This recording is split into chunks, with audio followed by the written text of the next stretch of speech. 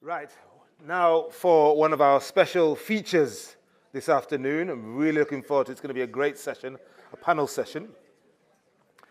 So let's get ready. Let's change the mood. First of all, I think we need some music. Many people wonder where my secret lies. I'm not cute or built to suit a fashion model size.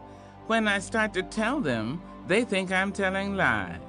I say, it's in the reach of my arms, the span of my hips, the stride of my step, the curl of my lips. I'm a woman, phenomenally. I walk into a room just as cool as you please, and to a man the fellows stand or fall down on their knees. Then they swarm around me, a hive of honeybees. I say, it's the fire in my eyes, the flash of my teeth, the swing in my waist, the joy in my feet. I'm a woman, phenomenally. Men themselves have wondered what they see in me. They try so much, but they can't touch my inner mystery. When I try to show them, they say they still can't see. I say, it's in the arch of my back, the sun of my smile, the ride of my breasts, the grace of my style. I'm a woman, phenomenally. Now you understand just why my head's not bowed. I don't shout or jump about or have to talk real loud. When you see me passing, it ought to make you proud. I say, it's in the click of my heels, the bend of my hair, the palms of my hands, the need for my care. Because I'm a woman, phenomenally, phenomenal woman, all you women and me.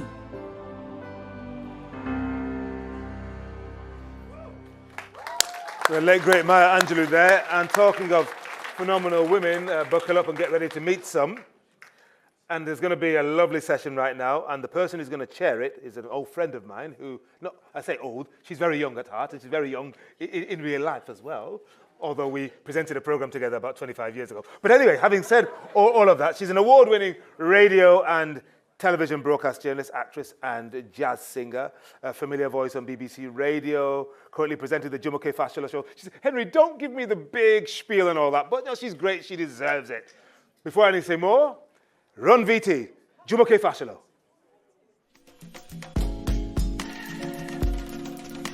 Because I think, we're probably about 2 generations in of people who initially came in, who may have come from the diaspora. So we're here in the UK, but, my mother, my parents came here for quote unquote a better life or whatever it might be.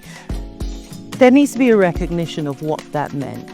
What does it mean to leave what you know, to come to a space that doesn't accept you necessarily initially, to then try and find yourself within that, to understand what that meant for my parents, for instance. There's something I've never I only recently have started to think about.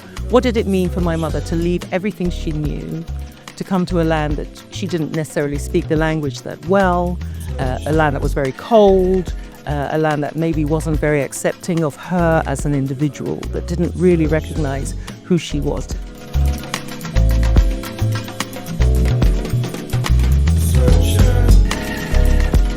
Please welcome to the stage, Jumoke Fashola.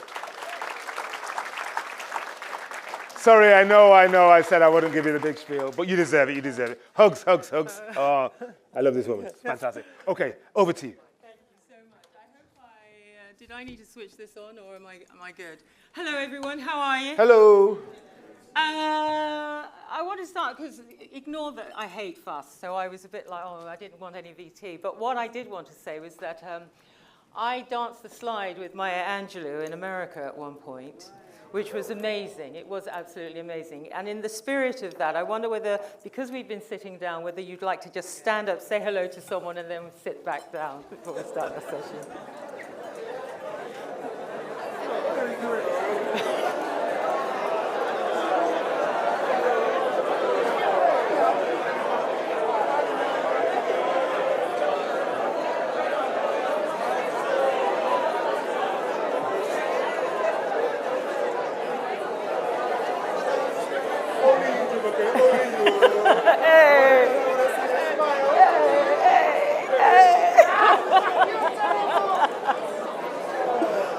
Because I feel that Jumoke Fashola, Margaret Thompson, Joseph Thompson, does that ring a bell?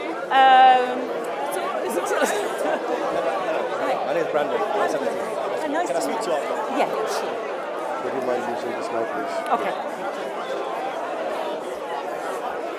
Okay. Okay. Okay. Yeah, I know. All right. Hey, my people, now sit down. Okay. See, this is what I love. I love the fact that we are so friendly. But that's hopefully broken the ice for some people who sat. I don't know whether am I double tracking now? Because I feel like I'm double tracking. I love the fact that you might have been sat next to somebody who, for the entire afternoon, and didn't know them. So now you know somebody in the room, at least. This session is about an opportunity to give flowers back to some amazing women, but to also hear what their journey has been. And it's a really relaxed session. So I'm going to start by giving their flowers, because I always think some of them you've already heard from, but this is my way of introducing them. So first, my delight to welcome Diana Dahlia, who is the founder and CEO of Diana Dahlia PR UK Limited. She leads an award-winning Mayfair-based agency known for its high-profile clients like Netflix, Amazon, and BAFTA. With over 25 years' experience in fashion, media, and luxury PR, she champions diversity and inclusion, particularly by supporting disabled and underrepresented talent through initiatives like the Black Fashion Collective and her bold step change PR philosophy. Please welcome Diana.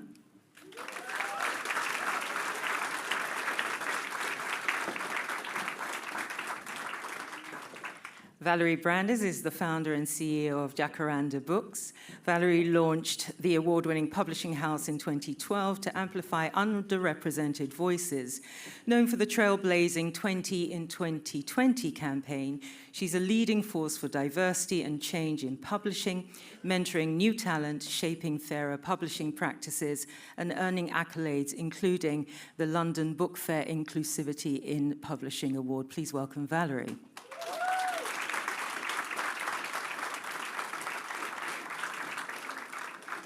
Paulette, of course, we've already met, but I feel we need to give her due justice. Paulette Simpson, CBE, is the Executive Director of the Voice Media Group and the Deputy Chief Executive Officer of Jamaica National Bank, the first Caribbean-owned bank to be established in the UK. She also serves as Deputy Chair of the Windrush Advisory Panel and the Windrush Commemoration Committee. She has served the Black community in the UK for the last 35 years. She was awarded Commander of the Order of British Empire, CBE, as part of the Queen's Birthday Honours in October 2020, recognised for her services to the Caribbean community in the UK. Please welcome Paulette.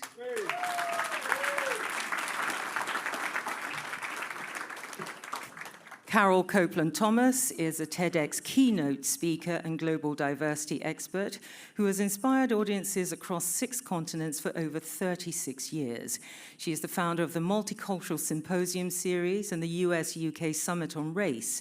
From her TEDx talks on facing fear to her humanitarian work in Kenya and southern India, she blends global insight with deep community impact, advocating for justice, inclusion, and cultural understanding. Please welcome Carol.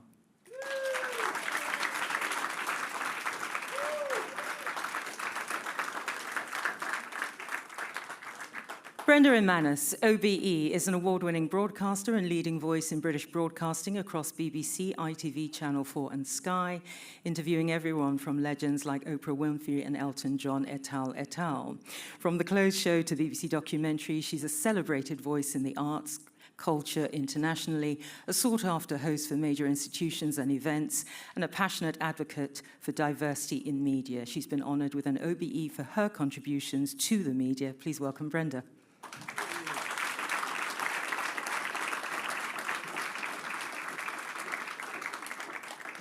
And our final panelist is Jax Nelson, who is the UK and Ireland country manager of We Connect International, where she champions supplier diversity and women's economic empowerment by connecting women-owned businesses with corporate leaders. With extensive experience across corporate and non-profit sectors, she drives impactful initiatives that promote representation, education, and opportunity for diverse suppliers. Outside of her role, Jax serves as a UN Women UK delegate, mentors young people through the Kids Network and 2020 levels, and co-owns Tranquility Estate, a retreat space in Jamaica. Please welcome Jax.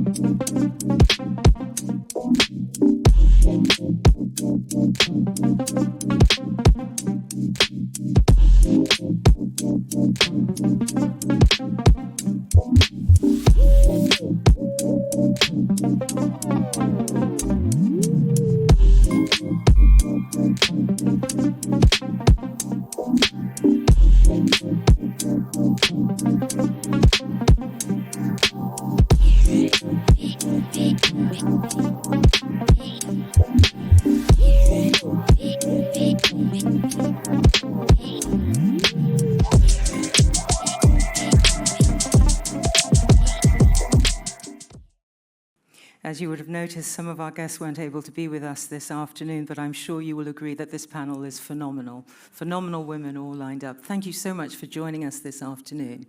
I think we'll start with what are common myths about successful black women in business that you'd like to banish. You'd think to yourself immediately, enough is enough.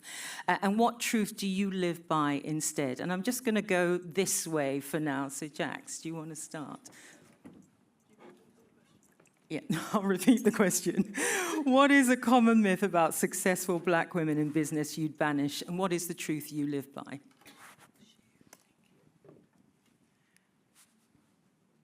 I would say, and I think it applies to all women, but it's a word that sort of gets applied to black women in particular, and it's the word aggressive and aggression. Because I'm a very passionate person, and if you get me talking about something that I'm really into, you will see a fiery side of me because I truly believe what I talk about. And I think that's true of all women, but somehow you whack this on top of it, and you're a bit punchy or a bit aggressive, whereas if it was just a guy, it would just be a normal, this is a passionate human being, he thinks, he's very focused and this sort of thing. So I would like that just to be dispelled and allow people to have their passion show through. I think it's a good, positive quality to have in a leader, a colleague, any sort of thing. Yeah, I agree. You're branded as aggressive instead of assertive. So that happened. And what I'd add to that is there is a common myth that if you're a successful woman in business or whatever you do, you can't be feminine. You have to be masculine. You have to be with the boys, and you can't wear lipstick and high heel shoes and stuff like that, because somehow that's not celebrated within the same context of being successful. So I'd say to women, you can do both. You can rock your femininity. You can be a model if you want, but that doesn't mean that you're not serious contender in business. I totally agree with that. As women, we really should just be true to ourselves. Do not change who you are. Do not let anyone dim your light. You could see that everybody here just looks fabulous, especially the people in the audience as well. And I think as long as you're comfortable in who you are, this is you, this is us, and just own it, embrace it. Agreed. And I'd also say something along the lines of this whole idea of, you have to be twice as good, or, you have to be better than, and we're dealing for the most part with, especially within the industry that I'm in, I mean, I hate to be like this, but a lot of mediocrity, right? So you're constantly sort of pushing against this idea that you're never good enough, you have this imposter syndrome, you don't really know how to overcome that, when in reality it's not true, and we're all amazing. So I would push through that one. For me, big shout out to my daughter, Dr. Lorna Thomas Farquharson, my granddaughters, Juliana and Gabby, doing the video there, to my very good friend, Garth Dallas. I'm here really because of him, and then I met Dr. Carlton Brown. So I always give credit where credit is due. For me, the word is sisterhood. And you can be successful and be a part of a sisterhood at the same time. Yes, women have issues. I understand that. I'm also have had those kind of experiences. But I think my greatest supporters have been other Black women. I'm a member of Delta Sigma Theta sorority. It is a US-based sorority, and sororities and fraternities in the United States are different between Blacks and white. So the Black sororities are part of the Divine Nine, and there are 9 of them. One of them is Delta Sigma Theta sorority, more than 100 years old. My mother was a Delta. I am a Delta. My sister-in-law is a Delta. My daughter is a Delta, and I'm sure her daughters will be Deltas as well. And so I am constantly reminded that you can be successful, and you can also be feminine, and you can wear red, because Deltas, their colors are crimson and red and white. And you can also be a sister and a supporter to other, particularly Black women. So that is just who I am, and that's what I've learned. And when you have issues, you can deal with your issues and move on anyway. Amen to that. What can I add to what's already said already? I think the thing is that I think it's the perception that Black women don't do leadership. By nature, we are nurturers and supporters and caring, and they're not necessarily seen as innate leadership qualities. But the reality is, if you look at good, successful businesses, it takes resilience, it takes determination, it takes thinking outside the box, it takes sometimes creating something out of nothing. And who does that better than a Black woman? You know, all those qualities in our DNA. And also, I think we're felt, like often said, that we're not polished. But who's slicker and more polished than a Black woman? You know, so I think there are so many perceptions that we are dismissing, and also the fact that we don't do business. You look at the fastest growing business women, it's with Black women. So I think we're smashing those myths daily, hourly, by the second. Jax, what does good leadership look like to you? To me, good leadership is, well, we saw that clip earlier, but there's an element of kindness, there's a generosity of sort of thought, opinion, spirit. It's putting that hand down, looking for people that look like you, because we haven't benefited from the system, right? So for me, I'm always going to innately be like, oh, there's someone who looks a bit like me in this world. Let me just bring her back up, bring him up with me and help them along. Not to say I would sideline anybody else, but it's a kindness of spirit, I think, that really is lost. I think if we were all just a little bit more kind in the way we conducted ourselves, we might not be in the mess that we're currently in. And I think just time and space to allow people to come into who they want to be. You don't want to force people. And I try not to do that with people. I'd like to give options, but ultimately it's the person's decision of their own as to what they choose to do with that. So just gentle nurturing, I'd say. Yeah, I agree. And I think it's important to allow people to be their authentic self. If you're a leader and you can't foster somebody's authenticity, which also improves their creativity, then you're probably not leading well, because what you're encouraging them to do is really code switch. The boss wants me to be like that, so I'll be like this, but I'm really not. And I think you should allow their passion to come through, and you should always make them feel valued.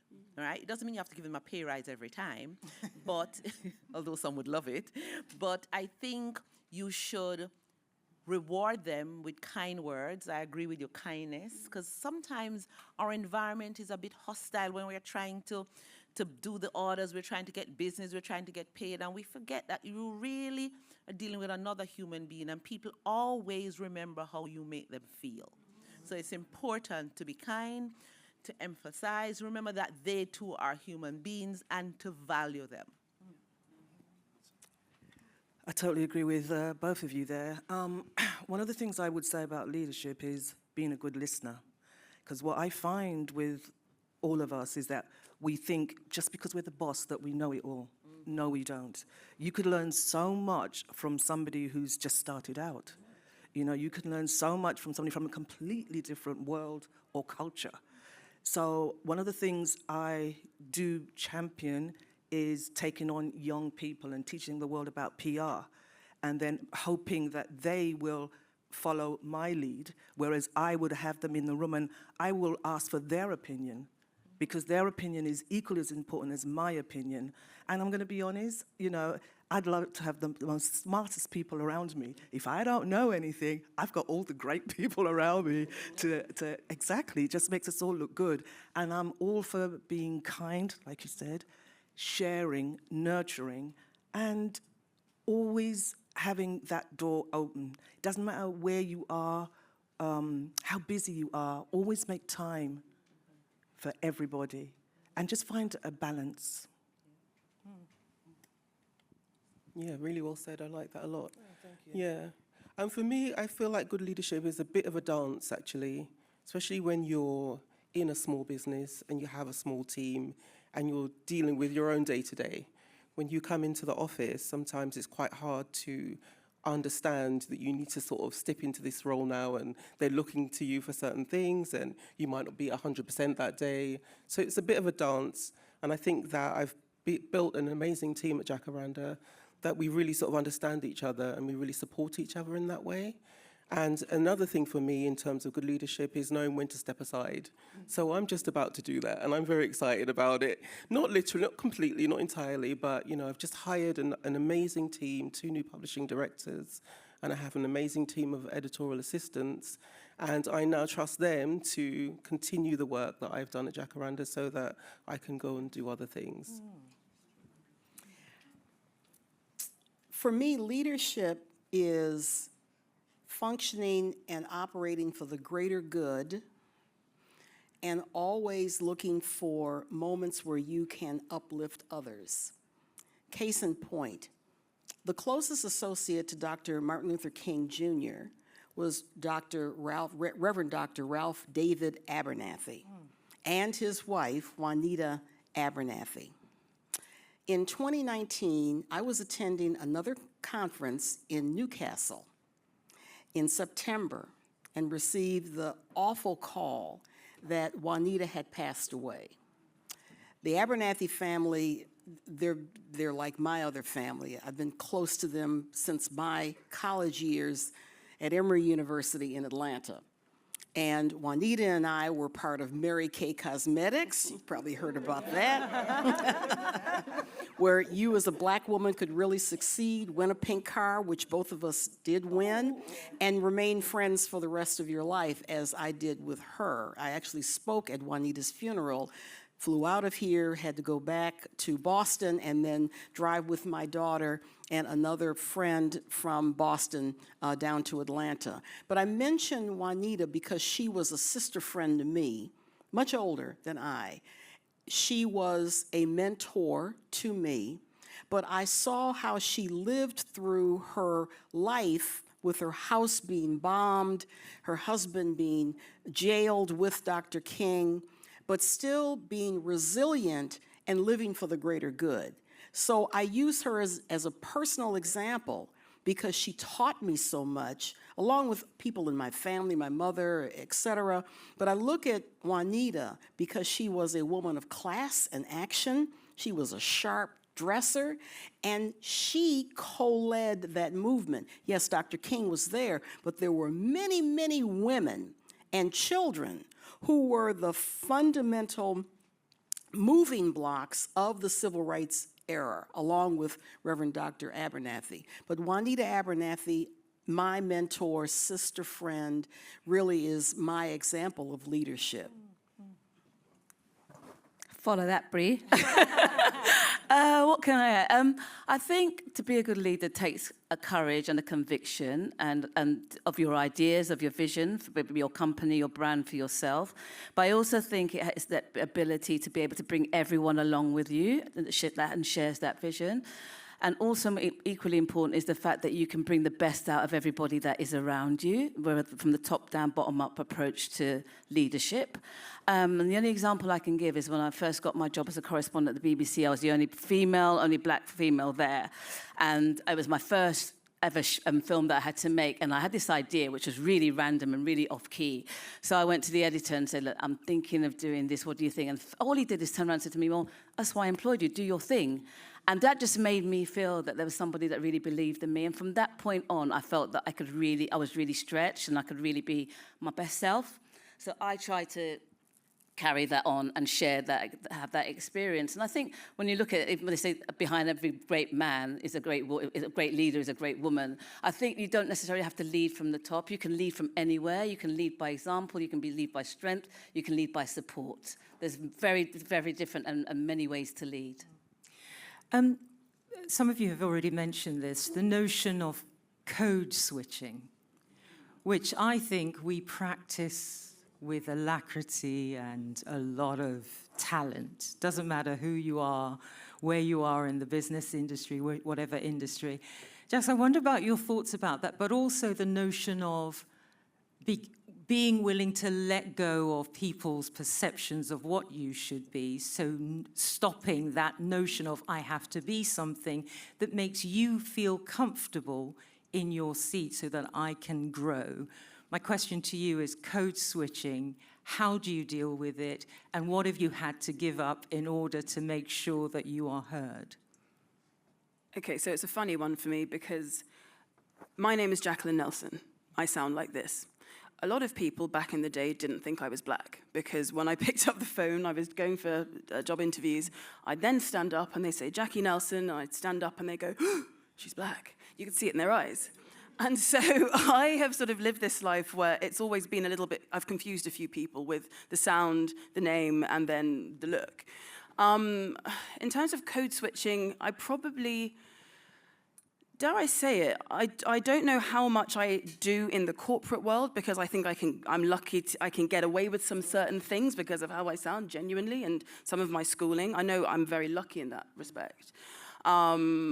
I sort of have other black friends who sort of say similar, but then equally there are those who don't sound like me and haven't been fortunate to have had the background that I've had. So it's a funny one. It's a difficult one to answer because there are some rooms you go into. I think I find code switching more if it's a room of just white guys. I get a bit nervous about it because I wonder whether I'm supposed to be there, right? Whether I feel I fit in correctly. And that's probably more of the imposter syndrome necessarily than the code switching, which as most people do, especially women, live very much in that headspace. So I don't know that I have to code switch that much in the corporate world, but imposter syndrome, and I know that's not quite the answer to the question. Well, but actually imposter syndrome goes alongside with that, so I'm quite happy to explore both of those. That I feel far more deeply than I do in terms of the code switching side of things. For me, it's a very strange one, and I'll go back a little bit. Although I was born here, you're not recording this, are you? Although I was born here, my grandmother made a very important decision in my life. When I was 3 years old, when the Windrush generation was coming this way, I was going that way. So I was taken back to Jamaica. And the reason why she took me back was because she wanted me to be brought up in a country where I was in the majority, right? So I didn't have to code switch, right? So as you know, in Jamaica, out of many one people, I was in classrooms with Indians, with Africans, with whites, very multicultural. And sometimes I know I was brighter than them, so that was good. So when I came back to go to university, I had no concept of the fact that I shouldn't be who I was. So I went up to Scotland to university and I just bounced around campus. And all 4 Caribbean people that were on campus, we just dominated the campus, all right? So I didn't really experience that. I suppose sometimes I should have, but I didn't.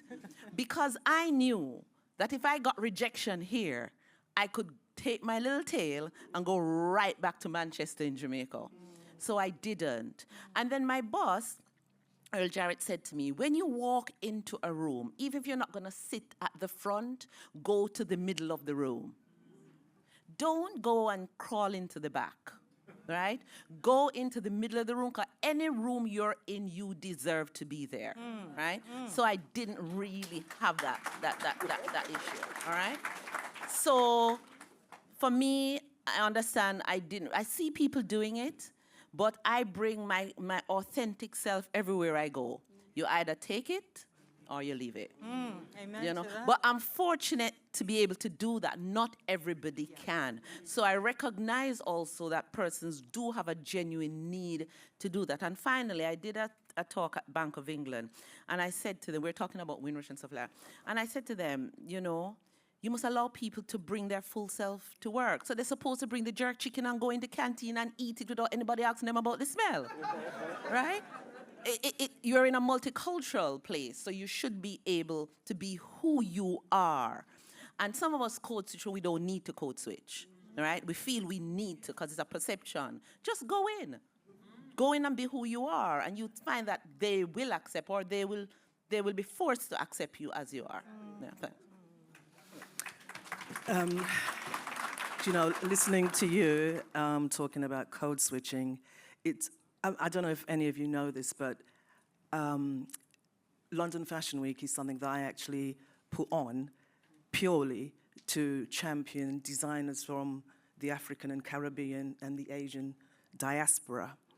Now, what I found was when they heard me over the phone, obviously, like you, they assumed, and with my name Diana Dahlia, they thought, oh, okay, she's British and white British. So when I walked in, the first thing they said is, well, why should we have diversity on the runway? We've got people that's doing that anyway.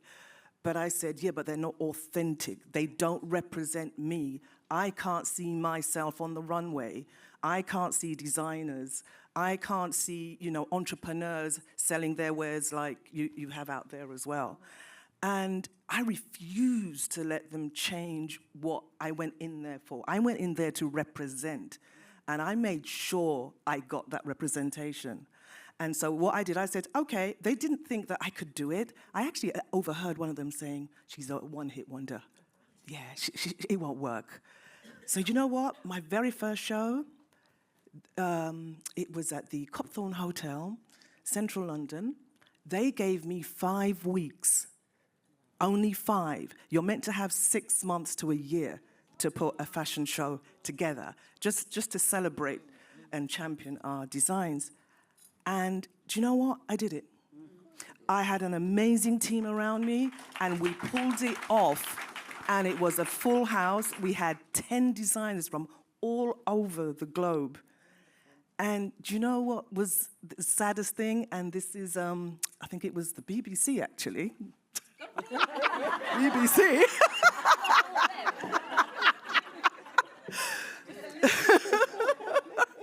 Okay, I'll let that pass.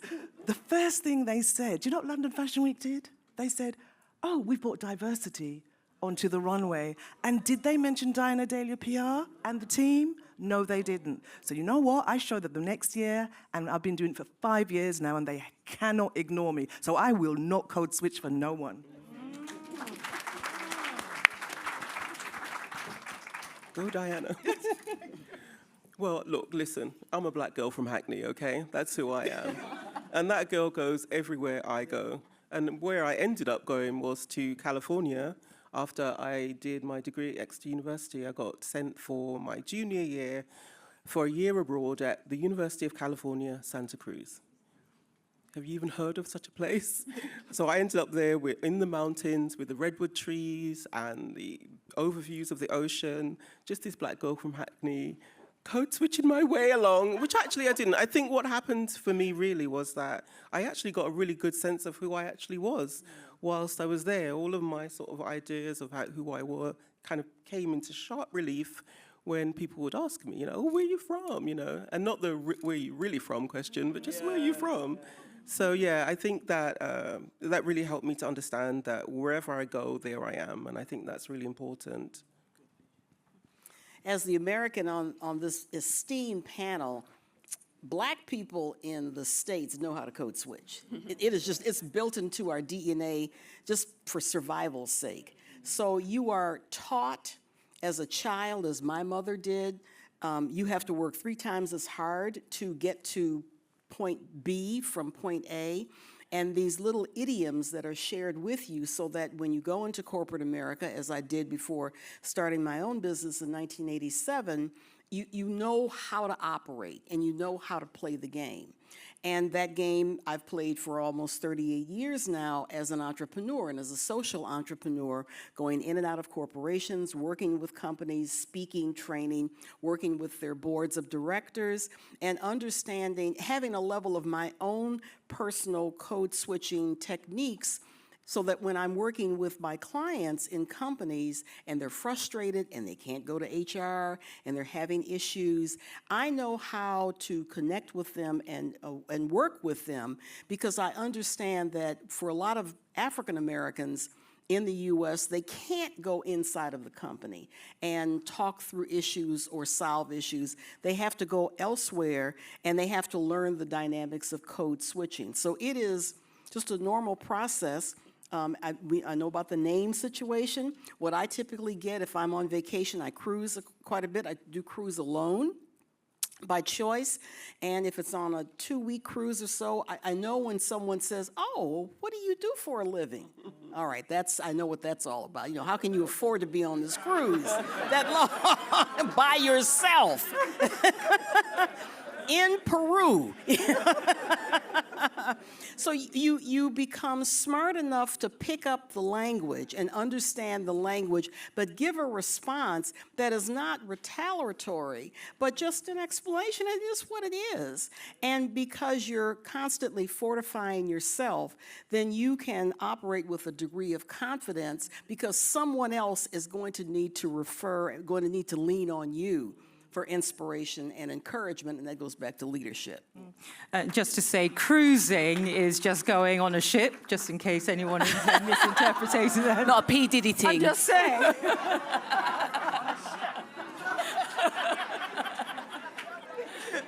Wow. That's your Catholic mind. I just saw some raised eyebrows. I thought, just for language purposes. My Catholic understood that. I think you're right. I think you're right about code switching almost being like a survival tool. I remember my first week at the BBC when I was just a humble researcher, and I went into the canteen for lunch, and someone asked me where the cutlery was, assuming that's where I'd work. And like you, I remember having to book people on the phone, and we were doing a thing on racism, and I had to book members of the National Front. So when you go to greet them in the green room, and they see it's you, and you can see it in there, you see what I mean, you taking our jobs. So that was, so in a way, when you're in a corporation like that for 20-odd years, you do learn the survival tools. But then I also had, on the outside, I had friends that saying, oh, now that you work at the BBC, you know, you got time for us, or you're going to go and marry a white man, and everyone else's perception about how you're going to change because you're in there. So you could never win, really. But it is, like you said, it is a survival tool. And I think the older I got, the more I came into my skin and the comfort of my professionalism and what I was there to do and who I was there to serve, then I became less reliant on, I guess, on that too. I think the more you become your authentic self, you realize, oh, you're in a space where you know you've worked for where you are. Then you begin to do less of that.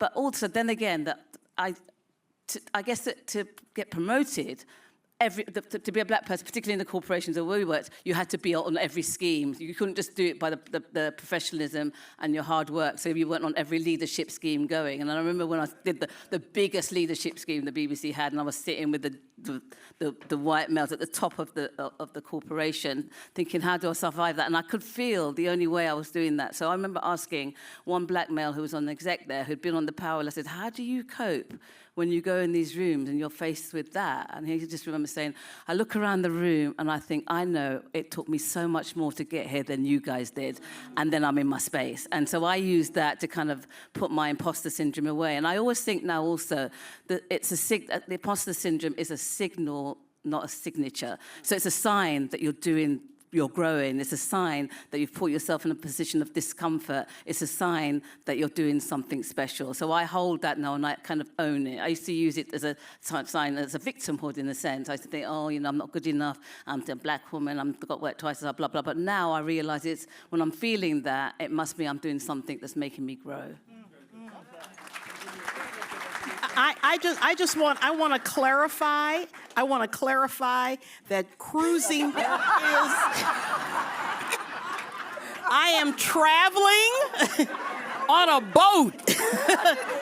A big boat is called a cruise ship. And I'm going from place to place on a cruise ship. My It was just a Americanism language is coming thing. on. Sorry, I've got a very warped sense of humour, so it's nothing you said.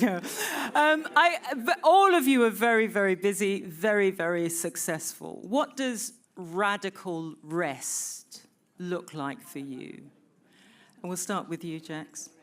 What is radical rest? Well, Can I pay for it? Okay, in a simpler term, how do you chill? How do you lay things, how do you let go of the busyness of your day without cruising? Well, when I'm not cruising, honestly, I've just joined WeConnect. I'm a year into that job. I'm just building a new business based on a challenge I've just found. I'm not actually right now ready to radically rest. I'm doing too much. I've seen that I'm jumping into something that really could change, I hope, people in this room's lives by the thing I'm trying to build. And so, no, I don't have time for that. I watch a lot of trash TV, if that's what you mean by radical rest. I like to gym. I like to work out, the occasional walk. Probably a lot of rubbish television. I probably should look after my mental health a little bit better.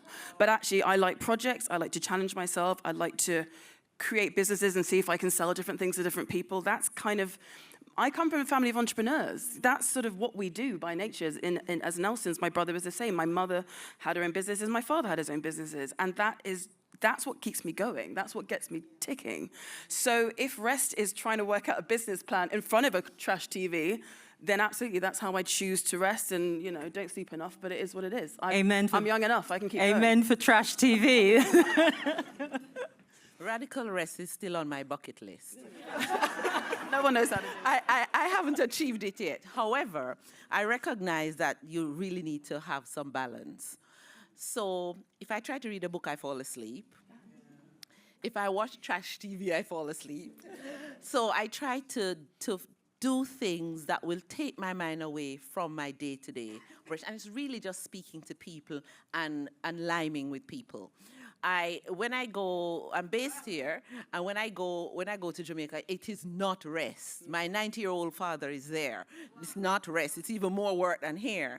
And I was sharing with Henry that for the last 3-4 years, I've gone to Ghana. And I must say, there is Nigeria is available at any point. I'm just gonna, Yeah. And when I go there, I find a sort of peace because I'm reconnecting with who I am and my ancestors and stuff like that. So it takes me to a slightly different place that's outside my day-to-day activity. And I find when I come back, I feel, invigorated and inspired to go through. But I can't keep still. But I don't have ADHD. I'm fine, but I just can't. I can't keep still. But it's just really where you put your mind, even more so than your body at times. Diane? Right. It's really funny that you should bring this question up because I'm when you've got your own business, it's like you never get to rest. You never stop. Some people can go on cruises away, right? But the thing is, when you're an entrepreneur, you're always working. And this year in particular, I just finished London Fashion Week in February. And then the same day, as soon as that was over, I started on Afro Hair and Beauty. I don't know if any of you know the show. Afro Hair and Beauty has been around for 44 years. There's a few entrepreneurs here I've seen today who are actually here today. And I found myself, I was exhausted. Mentally and physically exhausted. And I thought, how am I going to find a balance? What am I going to do? And my body gave up on me. and it just stopped me from working. And I found myself, I couldn't even deal with an email. I couldn't even deal with a phone call. And I work non-stop. So what it has taught me is that we really do need to take care of our mental well-being. We need to have a balance. It's really important to, you know, be around family and friends and have a hobby. If there's something you enjoy doing, like I enjoy listening to podcasts. And I actually enjoy watching documentaries. Boring, right? And I do watch trash TV. I watch Netflix a lot. I don't know that one. But no, yes, of course. Oh, yes, definitely. So for me, chilling is feeding the mind, but also feeling the spirit and reconnecting with myself and reconnecting with one and just reconnecting with people, but at my pace. I totally hear what you're saying. I feel that, like, this time last year, I was exactly where you are, completely at the end of my rope. And part of that was exacerbated by the fact that my mom is going to be 100 years old in October. Yeah. Yes. And she's absolutely my hero. I'm the second youngest of 11 children, and she raised us with a rod of iron and a heart of gold. And it's just been really interesting being around her. I was terrified of my mom until I was in my 40s. But now, you know, the whole adage, once a woman, twice a child. Now I literally take care of my mom. I wash her hair, I wash her body, I put her to bed. It's like the best thing in life to put my mom to bed. And so for me, the radical rest at this time is being with my family, taking more time for myself and my family. I feel like I have spent the last 14 years building a business that I'm extremely proud of, that is unique in the publishing landscape in this country. And I am leaving something for other people to carry on. But I won't have my mom forever. She's got less years in front of her than she has behind her. And I want to spend that time with her. And it's been the most wonderful, and I want more of it. More radical rest for me, please.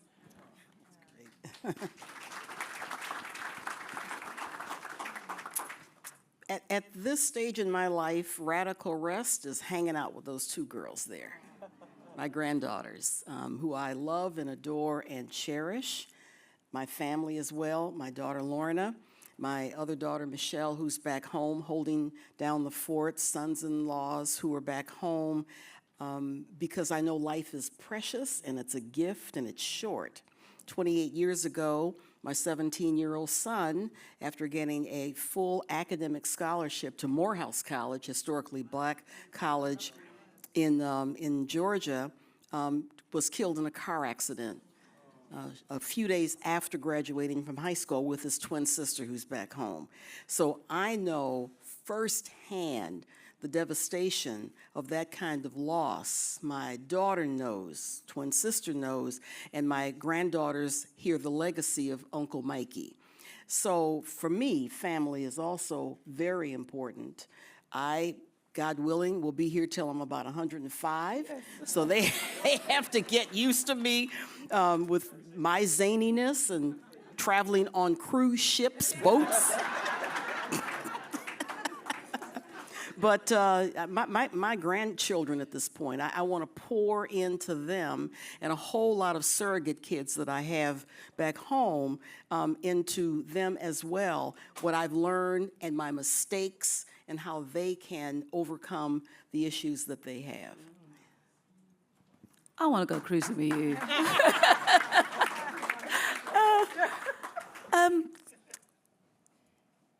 I was just thinking, because everyone on here, and I know I'm the same, I mean, I've burnt out twice in my career, and I think a lot of the time as women, you can wear that, see the superwoman as a badge of honor. You can think being busy is a badge of honor. You know, I'm busy, busy, busy. And I remember when my daughter was young, and my mother was looking after me, and I came from her, well, I got home, and she going, shh, don't talk to me, I'm on the phone. Don't talk to me. She was about 3, and my mum said, see?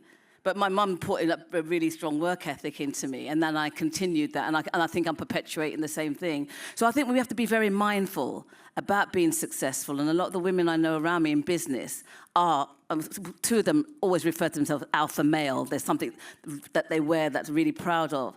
But also, and I know one of them women, and I see it a lot around me, is currently dying of cancer. There's 2 women around me that are about losing their life. So I learned to value life now. And being radical to me means self-love. It means taking time to breathe, taking time to rethink, taking time to work out what's valuable to me. And work is, being successful is, all of that is important. But for me, radical rest starts with acknowledging that my body needs time out, my mind needs time out. I'm not very good at taking that, but I'm learning to. So meditation, walking in the park, taking photographs, eating food, good food, drinking turmeric and ginger, all of that. That's become as important to me. And also, equally important is learning to say no. No, I can't. No, I'm sorry. Not today. Well, this panel could go on forever and ever and a day, but we have run out of time. Please, can you help me thank Diana Dahlia, Valerie Brandes, Paulette Simpson, Carol Copeland-Thompson, Brenda Imanes, and Jax Nelson. Thank you ever so much for having us.